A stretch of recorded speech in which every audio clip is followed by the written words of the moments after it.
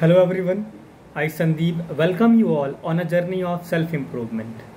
Here on this platform, I try to create short videos on any random topic which will ultimately improve my communication skill, power of expression and my word selection. Well, at the same time, I believe few of my viewers are getting inspired from my video and will try to learn to improve their communication skill as well. Well, once an Indian Army officer told that if you do not know how to speak English, even God cannot save you, especially if you want to become an officer in Indian Army. So I am trying this effort. I have become so late that at the age of 25 I am trying to do this. But to my young viewers who are in the age of 16, 17 or less than that, I request to please do hard work. If you have not a best background or at least best family background who teach you good English, try hard for the success. Well, let's come to the topic, and in the same series I have another topic to discuss today, and that is India's border and its security. Well, we will discuss how long India's border is, what are India's or Indian government approach to safeguard it, and what are the challenges to safeguard the same.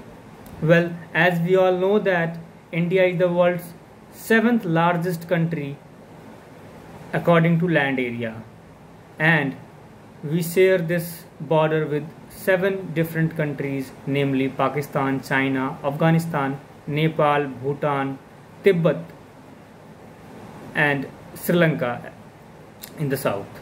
Well, having such a huge national boundary is a matter of pride, but at the same time it gives so much of challenge, and that is why it has become a topmost priority for India to safeguard its national borders to prosper, be it externally or internally. Well, you will surprised to know that India is gifted such an important geographic location that it is safeguarded by a huge Indian oceans from all 3 sides, and from the top we have been safeguarded by the great Himalayan mountain like a king. But what can someone do if a nation has a friend like Pakistan or China? Well, nowadays Nepal's lucid political opinion is also a matter of concern. We have seen or we have fought many wars in past days with Pakistan and one with China as well. Well, the great thing is, with the willpower of our soldiers and officers of armed forces, we have won all of our battles except 1962. Even I will not say we lost, but yeah, we could not win that. We may have a bitter memories of 1962, but except that all of the wars we have won with Pakistan. So let's not discuss about the Pakistan and focus and shift our focus toward the new emerging challenge, China. China is dominating us, be it land boundary or sea water boundary. But China should not do a mistake of thinking India of 1962. It's a new India who hits back and returns safe. Well, we have given a trailer to the China in the Galwan Valley incident. They propagated an agenda that they have killed 40 Indian soldiers, and we actually killed there more than 400 soldiers, and the global media published it. Well, the biggest change in order to safeguard our nation's pride and security and its border is our political approach and public sentiment has changed.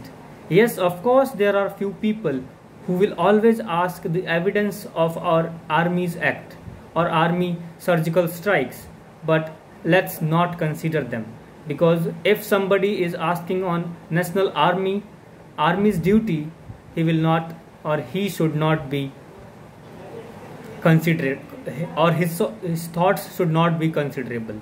Well, in the end, I would just like to say that we have developed our technology, our weaponry system, our willpower is strong, our public sentiment has been changed, political approach has been changed.